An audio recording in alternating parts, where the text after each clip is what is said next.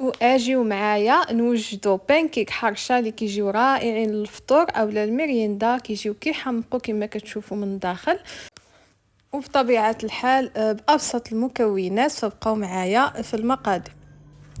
وعلى بركه الله في بول غادي ناخذ 2 حبات ديال البيض مع نص لتر ديال الحليب، 3 ديال الملاعق ديال السكر، قبيصه ديال الملحه، وغادي نضيف ساشي ديال الفاني او الفاني سائله اللي عندكم، ونص كاس ديال الزيت المائده. غادي نخلط هاد العناصر مزيان مزيان، وغادي نبدا نضيف الطحين او السميده تدريجيا. ضفت كاس واحد ديال الدقيق الابيض و3 الكؤوس ديال السميده الرقيقه ديال الحرشه تدريجيا، وساشي ديال خميره الحلويات. غادي نبدا نضيف السميده حتى يرجع معنا الخليط بهذا القوام هذا كما كتشوفوا.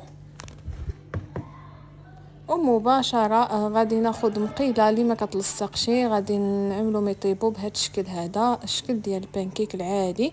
بعد ما كيطيبوا كنزينهم هكذا بصوص كراميل، تقدروا تزينوهم باي حاجه بغيتو، صوص الشوكولا. بالنسبه للتزيين دائما كيبقى اختياري، وكنبغي نقول لكم جربوا هذه الوصفه غادي تعجبكم بزاف بزاف، وخليوا لي ارائكم في التعاليق، وما تنسونيش من لي لايك والبارطاج ديال الفيديو. بسلام عليكم.